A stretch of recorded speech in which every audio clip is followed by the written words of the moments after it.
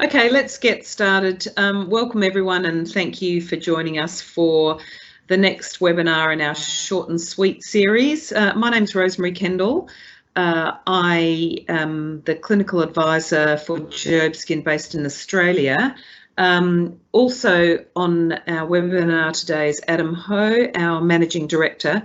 And unfortunately, with our change due to a couple of logistical issues, Veronica, our clinical advisor in New Zealand, can't join us, but those of you in New Zealand, I'm sure you will have met Veronica in the past. If not, we can certainly put you in touch. So let's get started. Our topic for this webinar is compression for lipedema, what can Jobskin offer? And we are actually presenting this webinar on the eve of the Lipedema conference, which is going to be happening in Sydney starting tomorrow, which is much anticipated given delays with COVID over the last couple of years.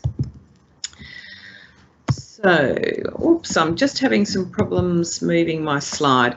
Okay, so quick overview of what we're trying to achieve today.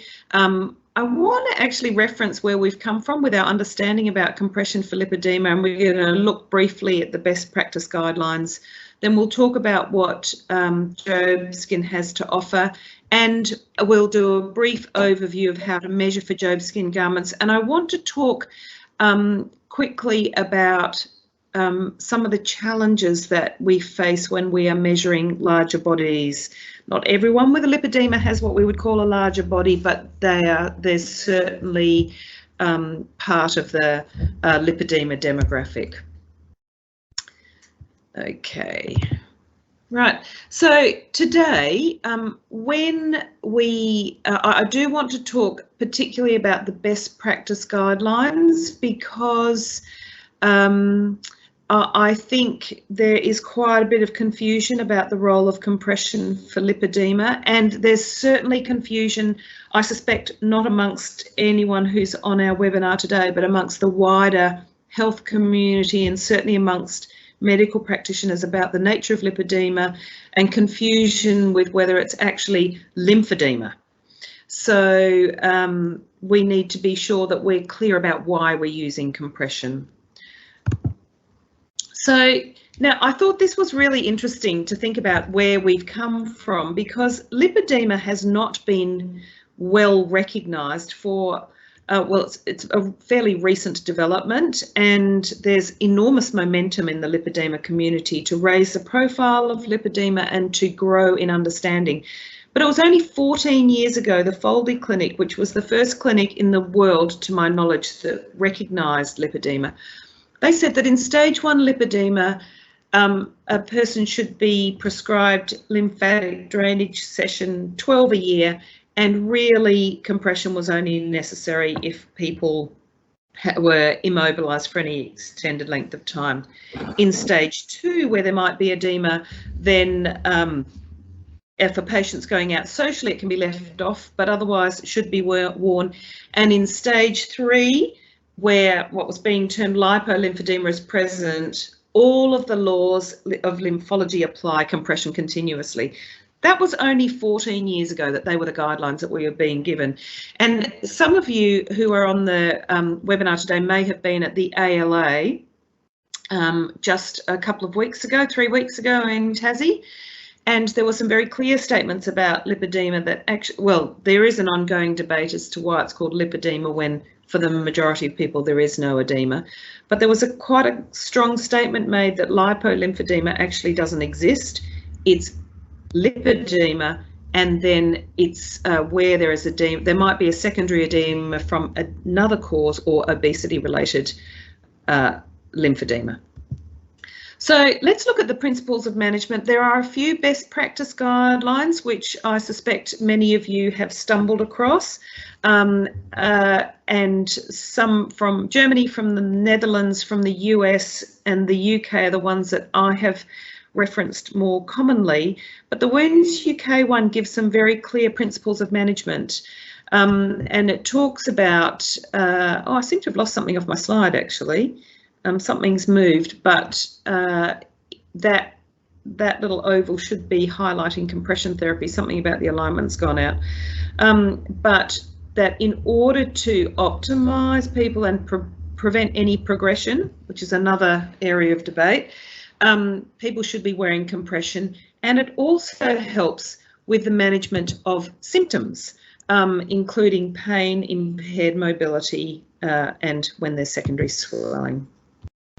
So the best practice guidelines remind us that if we're going to manage lipedema well, we need to be considering psychosocial support, healthy eating and weight management, certainly physical activity and improving mobility, skincare and protection, the management of pain, and of course, compression therapy. And those benefits in that Wounds UK document, which if you haven't seen, it's very easily available via Google, and it's a very readable document, talks about the benefits for managing lipedema proactively in terms of reducing pain, improving shape, avoiding deterioration in mobility or improving mobility, managing or avoiding a progression to the inclusion of obesity, reduce the likelihood of progression to lipolymphoedema, and, or one could say, the development of obesity-related lymphedema. Where present, where there is lymphedema present, to reduce the severity of that and reduce complications such as cellulitis, minimise secondary joint problems, minimise people being incapacity in terms of their ADL, enhancing people's ability to care for themselves and improve psychosocial well-being. So, you know, it's a big gig actually, working with people with lipedema, because it is a multifaceted condition. But specifically for lipedema, for compression, there are three main purposes, and there's a lovely article by Reich Schupker in 2015 that I would encourage you to have a look at if you haven't seen that before. She's written quite a bit on lipedema, compression and obesity, all those three areas. So the three main purposes: reduce discomfort, aching and pain by supporting the tissues, support tissues and streamline uneven, distorted limb shape, and to reduce swelling. And she, in another article, Reich Schupker talks about the fact that compression, she confirms the benefit really for reducing edema, relieving pain and preventing mechanical complications. And interestingly, she also says that there is some long-standing benefit of tissue shaping. Of course, it's really important that we ensure that our patients understand that they are not going to squeeze their fat into a fatty tissue into a smaller volume, but there is some benefit with tissue shaping. The Wounds UK goes on to say that when we are choosing compression, we need, and this is kind of bread and butter for us when we are working with compression, but it's often helpful to be reminded about what we need to have in our head. We need to consider where we are applying compression and the extent and severity of tissue enlargement, shape distortion, deep skin folds or fat lobes, whether there is pain or tenderness, whether there is secondary edema. We need to consider people's lifestyle, their mobility and personal preference. And we'll talk a little bit about that towards the end. And this is something that's overwhelmingly affecting the lipedema community in Australia, is the access to and the availability of compression garments. Funding is an issue for many.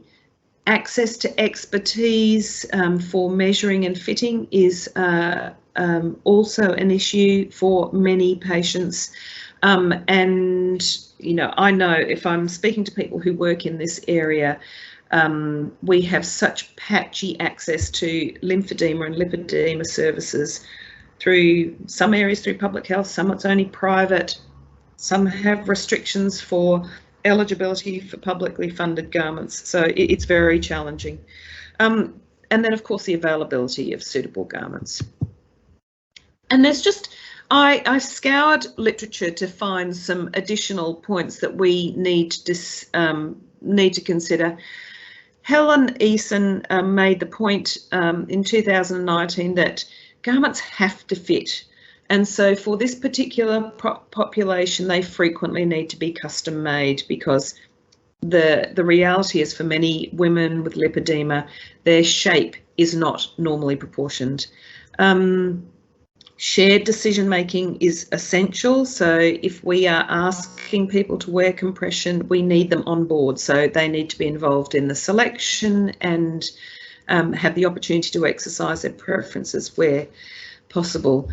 An article in 2016 highlighted the fact that really only about 55% are able to adhere to the consistently wearing compression, and that the main barriers were usually either discomfort or challenges in putting garments on.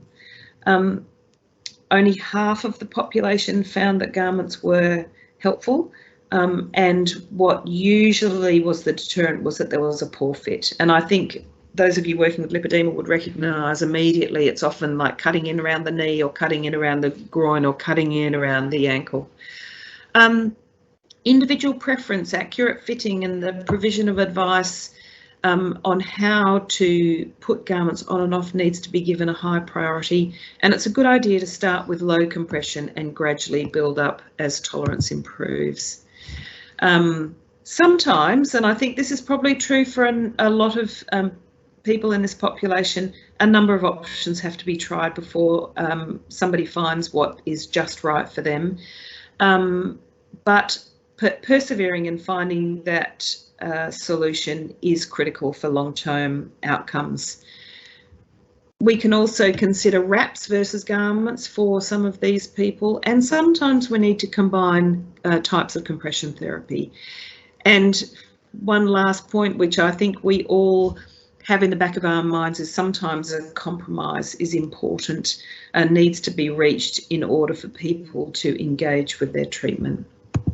Okay, so why would you consider Jobskin garments? Well, Jobskin garments are fully customizable, so you can pretty much get what you want. You can modify the linings, the seam placements, the style. There can be a range of options to make it easier to get garments on and off.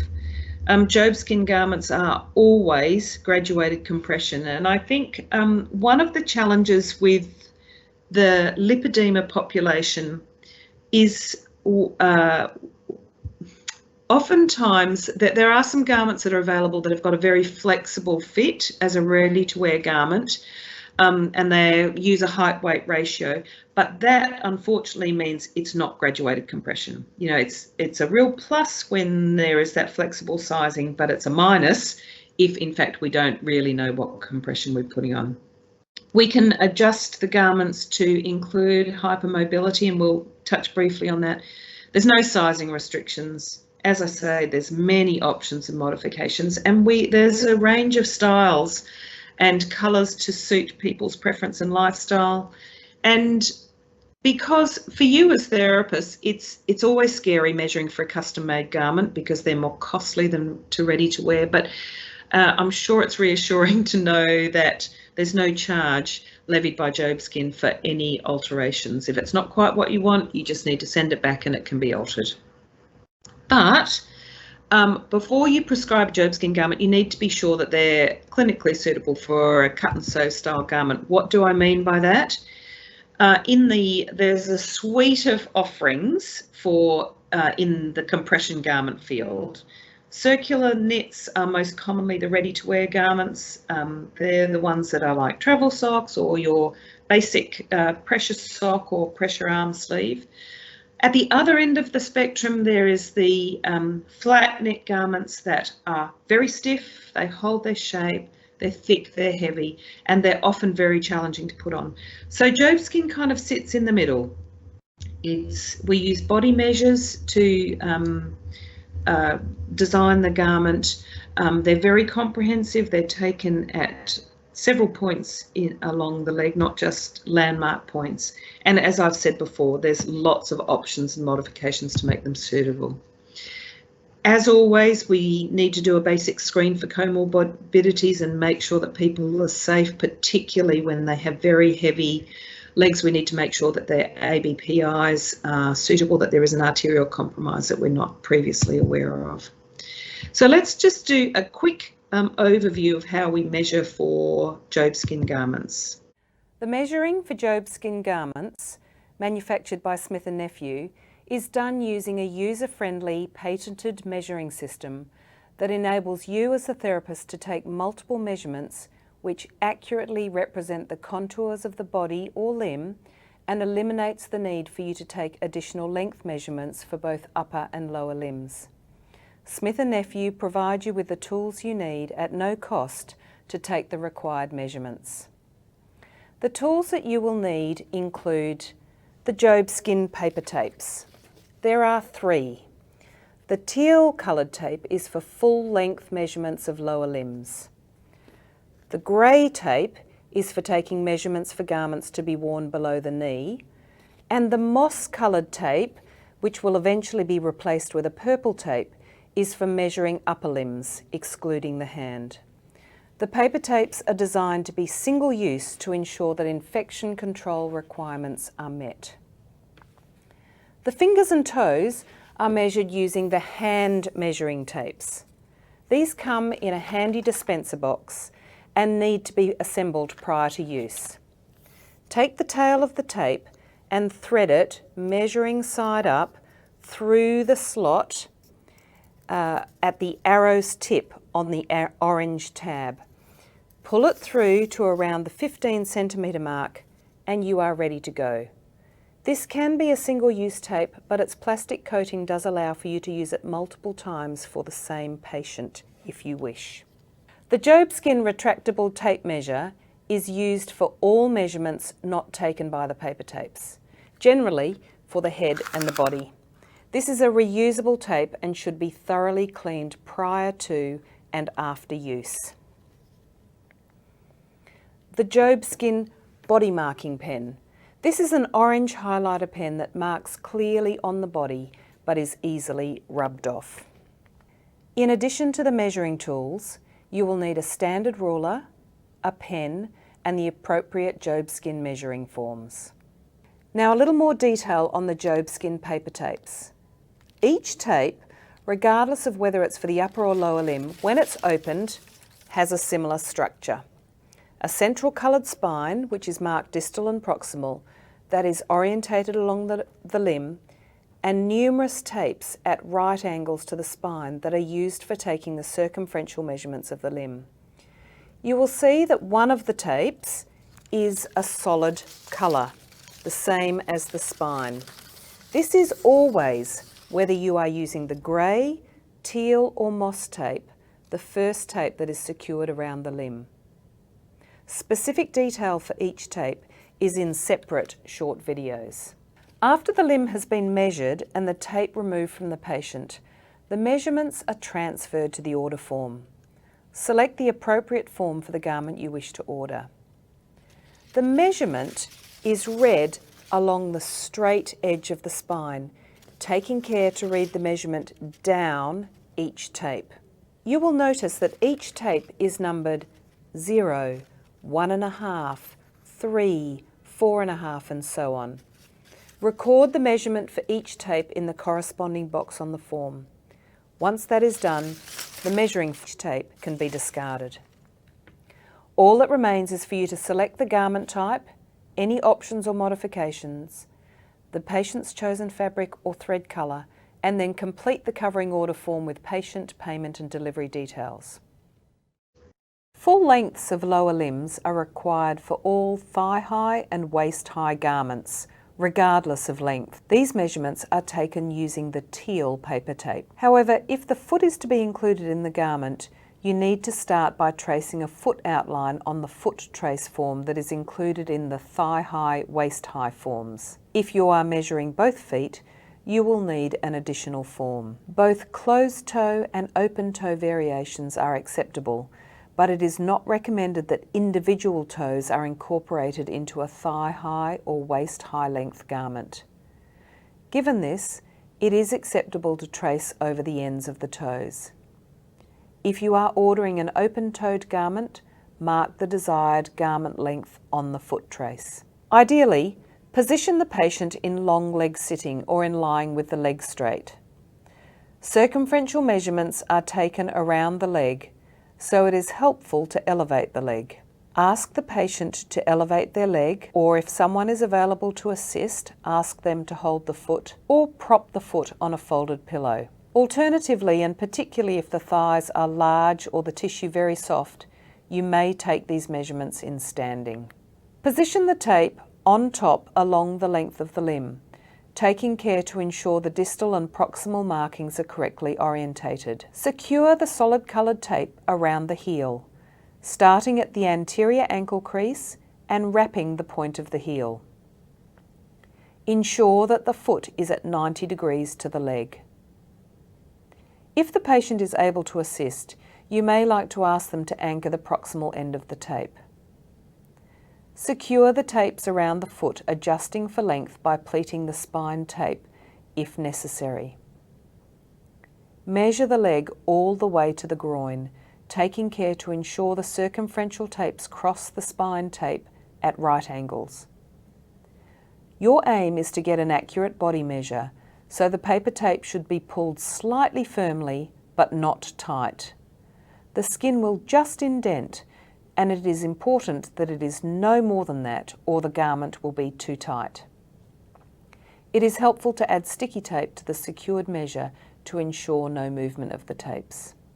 The coloured spine tape provides the length measurements, as each circumferential tape is 3.8 centimetres apart. To determine the proximal end of a thigh-high garment, either the garment should end at the gluteal fold or at a point where the circumference slightly reduces. This generally provides good anchorage. However, if the final tape is beyond that point, the length is adjusted by pleating the spine. This pleat should be secured with sticky tape. When all the tapes have been secured, tear the circumferential tapes away from the straight edge of the spine to remove the measuring tape from the patient. Transfer the measurements and complete the form as explained in the introductory video. Okay, what I would encourage you to do is to go to the Jobskin website, and that's www.jobskin.com. Under the support and training tab, you will see in the drop-down menu some how-to measuring videos. And if you have never been to our website before, honestly, it's a treasure trove of information, and there are measuring videos for literally every body part. And they are brief videos. They are probably on average, they're 2 minutes duration. And if ever you're measuring someone for a garment and you don't feel confident, just before you bring them into the room, have a quick look at those videos and it'll just kind of freshen that in your mind. But we'll move along for today. All right, there are some other resources to assist you. We're happy to post these resources out to you, but also there are printable copies, same place, on the Jobskin website. Now, I did say I was going to talk a little bit about hypermobility. The stats are a bit unclear, but there is talk about hypermobility being present as a comorbidity in between 50 and 60% in this population. And that's as determined by higher than 5.9 on the Baton scale. This carries risk for additional joint damage and alteration of gait for women with lipedema. And we know anyway that there's an increased incidence of lower limb problems in the general population where their BMI is higher than 40. Hypermobility also is associated with skin changes, including thinning of the skin. And there can be changes in the structure of the lipedema tissue affecting how much fluid fat can accommodate, leakage of fluid from the vessels and dilation of vessels and dysfunction of capillaries. So where hypermobility is present, that's something else that we might be requiring of compression. I'm going to come back to that in terms of the modification, but just briefly, if you haven't filled in a Jobskin measuring form before, the sort of the way the form looks, and unfortunately because we couldn't see the video, you will see that there's a series of paper tapes that we use to measure limbs, but those numbers are transferred directly from the tape onto this form in these two columns that you see there. And I'm just going to highlight that image that you can see on the left there. That particular garment has got reinforcement panels, not dissimilar to the sort of reinforcement panels that we use for women with lipedema who have got hypermobility. So it's a joint stabilising, and it limits, it can provide some limitation of distortion of movement. Similarly, this image here. That's a normal prescription form that we use. Again, I would send you to the website for that. But I do want to talk a little bit about some of the extra challenges for measuring larger bodies. As I say, not everyone with lipedema is a larger body, but particularly with the disproportion that is characteristic of lipedema, we do have some of these challenges. So what I would say to you is the more information that you can provide the designer, the better. And photos help. I do appreciate that often women with lipedema don't love being photographed, but and they certainly don't have to be identified, but photos are very helpful where someone's willing to provide consent, and photos with tape measures in place are even better, particularly if you have, for example, a woman characteristically with a tiny waist but extremely large hips. If you can hang a tape measure from the waist down at the front and at the side so that the designer has got a sense of how those measurements actually sit and relate to the body in real life, that's very helpful information. Tape measures, circumferential tape measures on the legs, so the paper tapes, might need extending.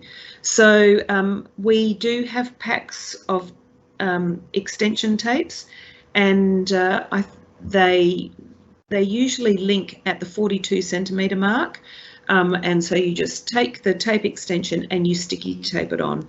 And certainly with a little practice, you can be get very good at being very discreet about that, so that the person being measured doesn't feel uncomfortable. And sometimes additional measures help.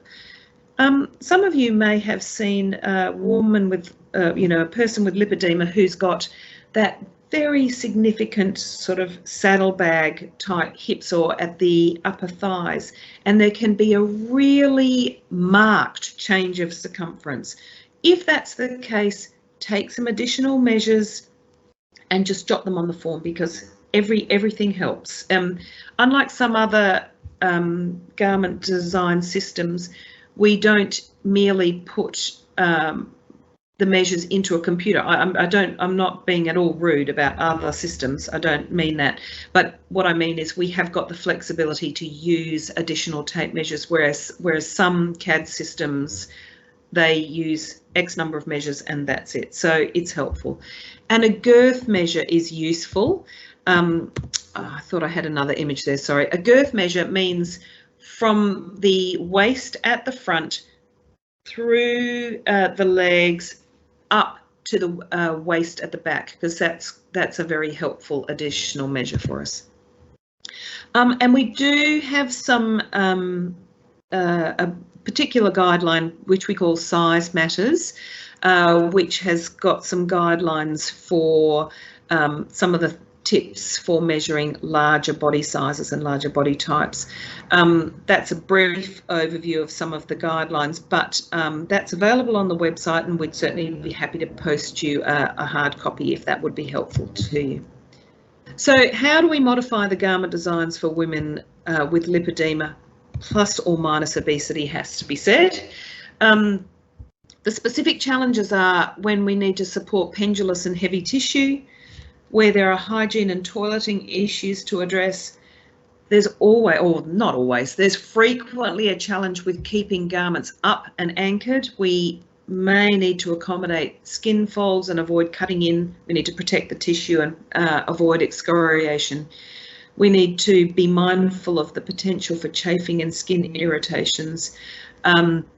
And we also need to consider donning and doffing. And just out of interest, or sort of an interesting fact really, there has been a couple of papers that talk about if people have got highly irritable skin, they very easily react to things. Sometimes the colour of the garment can actually irritate that. So bear that if you have an unexplained irritation, that might be worth bearing in mind.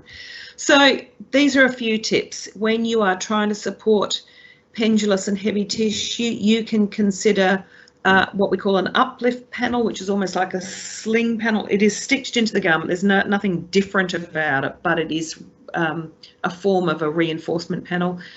People can use suspenders. In terms of what's helpful, photos for the tape measure in place, and vest designs can be modified where there's pendulous and heavy tissue. For example, a very long front at the vest to tuck under a very large belly where someone's wearing an upper limb garment.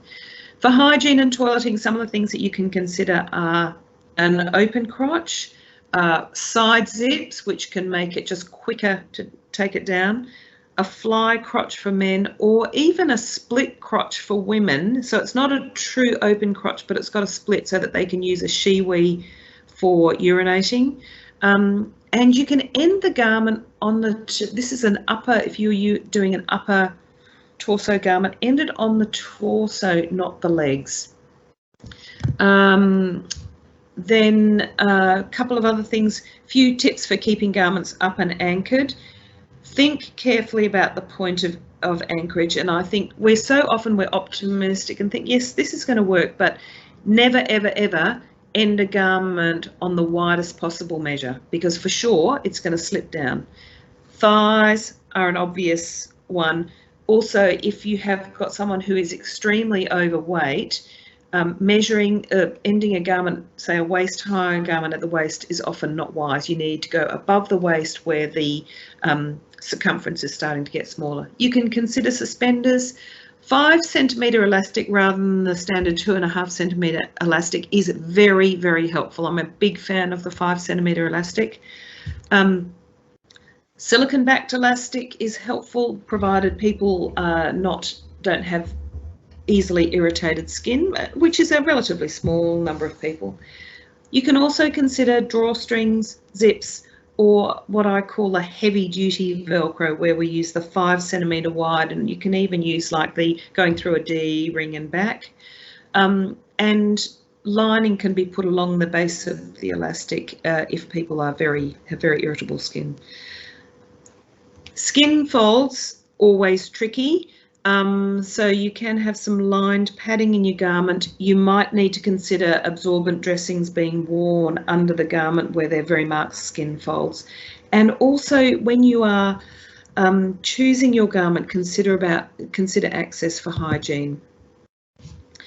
We're getting close to the end, and I did want to make a comment about compliance, and I actually am thinking that a term that I am liking is engagement, because actually we need people who we are prescribing and fitting compression for to be engaged in the process and to want to comply or to want to adhere. So often compliance or adherence is the single most powerful factor in the effectiveness of a garment, and educating people about why it's important and why we are recommending specific choices is essential for compliance.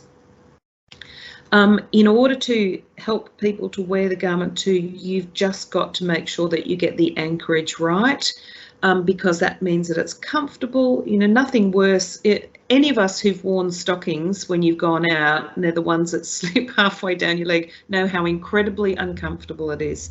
So when people are wearing compression garments, we need to make sure it anchors well. Waist-high garments, particularly at the waist or hips, and so that the crotch sits in a comfortable position.